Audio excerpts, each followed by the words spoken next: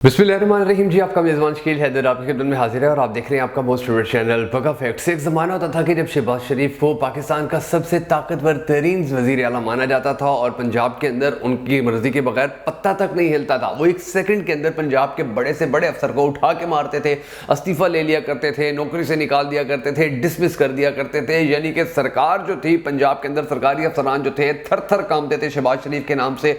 बड़ा ज़बरदस्त उनको एडमिनिस्ट्रेटर माना जाता था कि जी ये बड़ी जल्दी काम करवा लेते हैं, ये बड़ी जल्दी ठेके पूरे करवा लेते हैं, ये बड़ी जल्दी सरकारी अफसरान को आगे लगा लेते हैं, ये बड़ी जल्दी मामलात को सेटल कर लेते हैं, मामलात को हल कर लेते हैं। ऊपर बड़ा भाई बैठा होता था, नीचे शहबाज शरीफ था, कोई पूछने वाला कोई बताने वाला नहीं होता था। खुला डुल्ला खेल चल रहा होता था, खुली डुल्ली सियासत चल रही होती थी। वही शहबाज शरीफ अब दोबारा वजीर आजम बनने के बाद बड़े मजबूर, बड़े लाचार और बिल्कुल खाली हाथ नजर आ रहे हैं। कुछ उनके पास नहीं रह गया है। वो वजीर आजम हैं मगर नाम के वजीर आजम है। वो वजीर आजम हैं मगर एक चपड़ासी का तबादला नहीं कर सकते हैं। वो वजीर आजम हैं मगर किसी एक छोटी सी तैनाती नहीं कर सकते हैं। और यही सिचुएशन कुछ इसाक डार की भी है, जो नवाज शरीफ के समधी भी हैं, रिश्तेदार भी। और जब नवाज शरीफ वजीर आजम थे, शहबाज शरीफ वजीर आला हुआ करते थे, तो उस वक्त जो समधी साहब थे इनको डिप्टी प्राइम मिनिस्टर कहा जाता था। ये पंजाब की सरकार की जितनी भी अहम तरीन प्रेस कॉन्फ्रेंसेस होती थी, जितनी भी अहम तरीन मीटिंग्स होती थी, उन सबके अंदर शरीक होते थे। और इनको कहा जाता था कि ये छोटे वजीर आजम पाकिस्तान है, इनको मिनी यानी कि इनको डिप्टी प्राइम मिनिस्टर कहा जाता था। हर कमेटी के अंदर, हर पार्लिमानी कमेटी के अंदर इनकी शिरकत लाजमी होती थी, इनकी बात लाजमी होती थी, इनका जो पॉइंट ऑफ व्यू होता था वो लाजमी होता था। ये चाहते जिसको भी चाहते थे कमेटी से उठवा देते थे, जिसको भी चाहते थे ओहदे दिलवा देते थे, कोई पूछने वाला नहीं होता था। आजकल इंतहाई बुरी हालत के अंदर है। इनको वजीर खारजा तो बनाया गया है, लेकिन ऐसा वजीर खारजा बनाया गया है कि इनको खारिज ही कर दिया गया, उस वजारत से ही खारिज कर दिया गया। यानी कि अपनी मर्जी से कुछ नहीं कर सकते, रुसवा होके रह गए हैं। अभी पहले वजारत खारजा मिलने के बाद पहले ही दौरे के ऊपर बरतानिया गए और रुसवा होके रह गए हैं। यानी कि इतने जन्नाटेदार इनको थप्पड़ लगे हैं कि यकीन जानिए कि पाकिस्तानी अवाम को अफसोस होता है कि हमारे लोगों के साथ ऐसा हो रहा है कि लोग, ये हमारे रिप्रेजेंटेटिव हैं जिनको जाके बाहर एक सेकंड के अंदर लोग रुसवा कर देते हैं, इनके पास देने को जवाब तक नहीं होता। शहबाज शरीफ के साथ भी यही सिचुएशन हुई है। शहबाज शरीफ के हाथ इस तरह से बंधे हुए हैं कि इन्होंने एक छोटी सी अपनी मर्जी करने की कोशिश की थी, तो बड़े अगलों ने, पराए पुत्रों ने इनको इनकी औकात दिखा दी कि भैया ये फैसला वापस लो, ये फौरी तौर पर काम वापस करो। और आप अंदाजा लगा लीजिए कि पंजाब के अंदर या पाकिस्तान के अंदर जो इस वक्त सिचुएशन चल रही है कि जो मोहसिन नकवी हैं उनके हवाले से बाकायदा तौर के ऊपर ये खबरें सामने आना शुरू हो गई है कि शहबाज शरीफ मोहसिन नकवी को छेड़ नहीं सकते हैं, उनको हाथ नहीं लगा सकते हैं, उनको उनकी किसी बात को रद्द नहीं कर सकते हैं। अगर वो ऐसा करेंगे तो अपने अंजाम के खुद जिम्मेदार होंगे। और कुछ लोग तो बाकायदा ये भी कह रहे हैं कि पाकिस्तान का वजीर आजम असल में शहबाज शरीफ नहीं बल्कि मोहसिन नकवी है। और मोहसिन नकवी ऐसा वजीर आजम है कि वो जिसको चाहे लगा दे, जिसको चाहे हटा दे, जिसको चाहे जहां भेज दे, जिसको चाहे जहां से बुलवा ले। ये काम शहबाज शरीफ नहीं कर सकते। शहबाज शरीफ के बस में ये बातें नहीं रही हैं, शहबाज शरीफ के हाथ में ये सारी चीजें नहीं रही हैं, शहबाज शरीफ के अख्तियारात में कुछ भी नहीं रहा है। और एक ऐसी कठपुतली बन गई है ये हुकूमत, एक ऐसी चीज बन गई है कि जिसकी डोरियां हिला के कहीं भी ले जाओ, जिसकी डोरियां हिला के कुछ भी करवा लो, जिसकी डोरियां हिला के कोई भी फैसला, कोई भी पॉलिसी बनवा लो, किसी भी फैसले को रिजेक्ट करवा लो, कोई भी फैसला खत्म करवा लो। ये सारी जो चीजें चल रही हैं ये बड़ी रुसवाई, बड़ी ही शर्मिंदगी का बाइस हो रही हैं पाकिस्तान मुस्लिम लीग नून के लिए, पीडीएम हुकूमत के लिए। कुछ ऐसी ही अहम तरीन डेवलपमेंट सामने आई हैं। मरियम नवाज की सिचुएशन देखेंगे, 23 मार्च का दिन मरियम नवाज के लिए इंतहाई शर्मिंदगी का दिन बन गया। वो यानी कि अंदाजा लगाइए कि 23 मार्च के दिन इसने बड़ी फख्र से, बड़ी नाज से और बड़ा गुरूर से कहा कि 23 मार्च के दिन मैंने ये काम किया। लेकिन यकीन जानिए वो इतनी शर्मिंदगी हुई है, इतनी उन लोगों को रुसवाई का सामना करना पड़ा है कि इसकी मिसाल पहले नहीं मिलती थी। वो क्या मामला हुआ है वो भी मैं आपको बताऊंगा। इसाक डार और शहबाज शरीफ के साथ क्या मामला हुए, इनकी क्या खबरें सामने आई है, किस तरह से बरतानिया के अंदर जाकर भी ये लोग रुसवा हो गए हैं, वो भी मैं आपको बताऊंगा। और मैं आपको ये भी बताऊंगा कि अब आने वाला जो वक्त है उसके हवाले से द इकोनॉमिस्ट की एक और रिपोर्ट सामने आ गई है पाकिस्तान के हवाले से। उस रिपोर्ट के अंदर क्या कहा गया, इकोनॉमिस्ट ने उस रिपोर्ट के अंदर क्या पाकिस्तान के बारे में पेशन गोई की है, पाकिस्तान की मुईशत के बारे में बताया, पाकिस्तान की जो सियासी पार्टियां हैं उनके बारे में उसने क्या बातें की हैं। आज की इस वीडियो के अंदर उनकी भी थोड़ी थोड़ी तफसीलात मैं आपको बताऊंगा। मगर उससे पहले हम सबको अल्लाह तबारक व तआला के हुज़ूर दुआ करनी है कि हमारे पाक परवरदिगार, हमारे मुल्क के अंदर गुर्बत बहुत ज़्यादा बढ़ चुकी है। रमज़ान मुबारक का मुक़द्दस महीना है, लोग बड़ी मुश्किल से अपने घरों का गुजारा कर रहे हैं। ऐ हमारे पाक परवरदिगार हमारे लोगों के ऊपर रहम फरमा, इनकी ज़िंदगियों को आसान फरमा, इनकी जो माशी मुश्किलात हैं, जो कर्ज़दार हैं उनके कर्ज़े ख़त्म करवा, जो माशी मुश्किलात का शिकार हैं अपने गैब के ख़जाने से उनकी माशी मुश्किलात ख़त्म फरमा। अगर आप भी हम सब के साथ मिलकर पूरी पाकिस्तानी कौम के लिए होने वाली इस इज्तिमाई दुआ में शिरकत करना चाहें तो कमेंट सेक्शन में आमीन ज़रूर लिख दीजिएगा। और कमेंट सेक्शन में आपने ये भी ज़रूर बता देना कि आप आने वाले वक्त के अंदर पाकिस्तान का अगला वज़ीर आज़म किसको देखना चाहते चाहते हैं। सेकंड ये कि हमारी ये वीडियो आप हमारे फेसबुक पेज बगा फैक्ट्स के ऊपर देख रहे हैं, हमारे फेसबुक पेज बगा फैक्ट्स को फॉलो कर लीजिए, हमारे इस वीडियो को लाइक कर लीजिए। अगर आप हमारी ये वीडियो हमारे यूट्यूब चैनल के ऊपर देख रहे हैं तो हमारे यूट्यूब चैनल को सब्सक्राइब कर लीजिए और हमारे इस वीडियो को लाइक कर लीजिए। और याद रखिएगा कि आपके लिए ये मामूली सा क्लिक फ्री होता है, आपको इससे कोई फर्क नहीं पड़ता, हमें बड़ी सपोर्ट मिलती है, हमें बड़ा कॉन्फिडेंस मिलता है, हमें बड़ा एतमाद मिलता है। तो ये काम आपने जरूर कर देना है। अब कुछ खबरें जो हैं वो मैं आपको बता देता हूं इस हवाले से कि जो सिचुएशन चल रही है, जो हालात चल रहे हैं, बड़े गंभीर, बड़े ही अफसरदा कर देने वाले जो हालात है शहबाज शरीफ के, नवाज शरीफ जो इसाक डार हैं उनके जो हालात चल रहे हैं, उसके हवाले से मैं आपको ये बता देता हूँ कि अब इसाक डार किस तरह से रुसवा हुए हैं, इसाक डार किस तरह से जलीलो ख्वार हुए हैं, इसाक डार की किस तरह से मट्टी पलीद हो गई। वो इस तरह से कि ये गए जी बरतानिया के अंदर और वहाँ पर किसी ने इनसे पूछा कि आप लोगों ने अपने यहाँ पाकिस्तान के अंदर, अपने मुल्क के अंदर आपने एक्स के ऊपर क्यों पाबंदी लगा रखी है। तो इसाक डार साहब ने कहा कि जी मैं तो वाईफाई के ऊपर अपना एक्स चलाता हूँ और वहाँ से तो ट्वीट्स जो हैं वो बड़ी स्लो होती है लेकिन हो जाती हैं, तो इस हवाले से तो मुझे ज़्यादा नहीं पता। अंदाज़ा लगाइए आप कि एक पाकिस्तान का वज़ीर ख़ारजा है और उसको बड़ी शर्मिंदगी का सामना करना पड़ता है कि जब उसको यही नहीं पता कि पाकिस्तान के अंदर तो इंटरनेट, ये ट्विटर को कब से बंद करके रखा हुआ है, एक्स को कब से बंद करके रखा हुआ है, पाबंदी लगा के रखी हुई है, इसकी स्पीड स्लो करके रखी हुई है।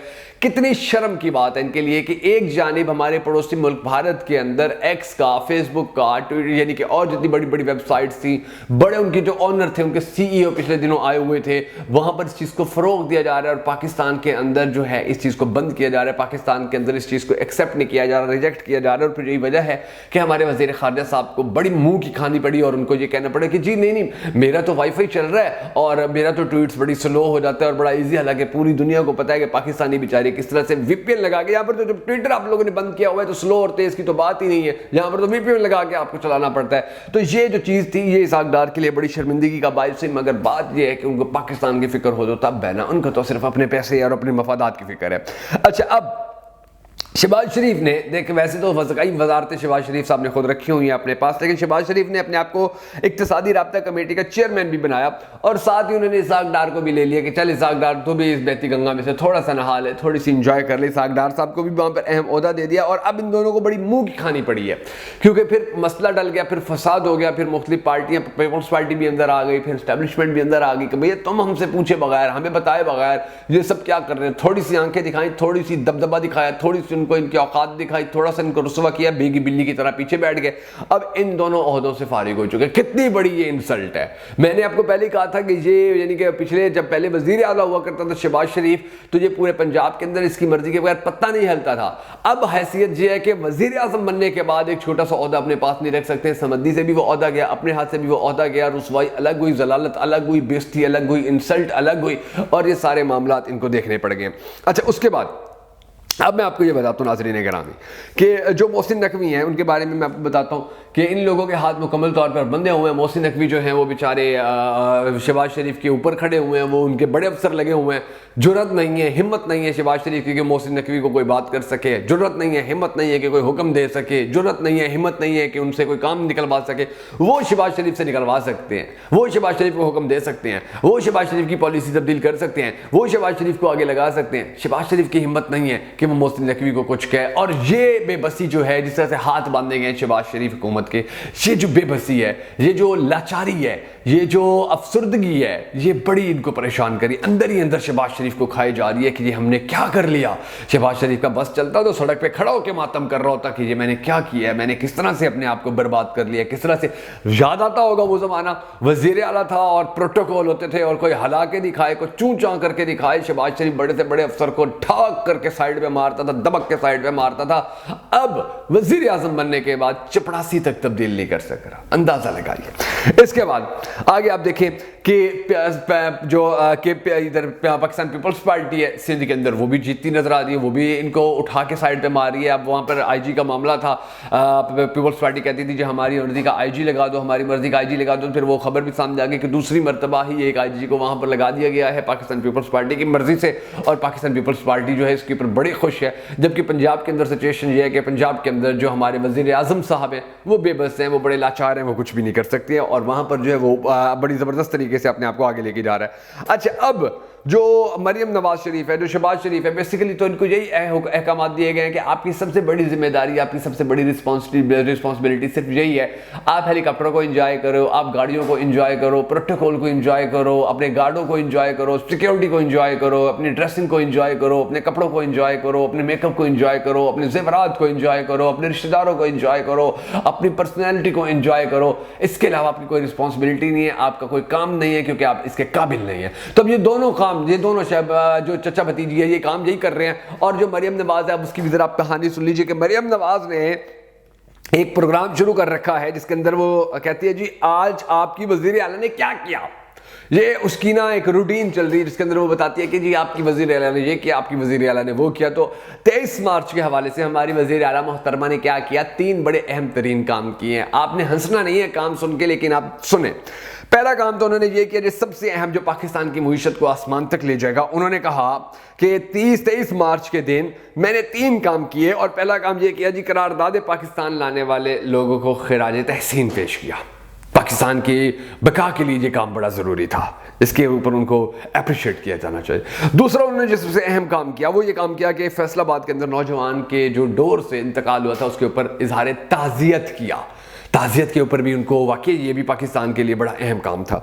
तीसरा काम उन्होंने ये किया कि गुजरांवाला ट्रैफिक हादसे के ऊपर जो लोग इंतकाल कर गए थे उनके इजहार अफसोस किया।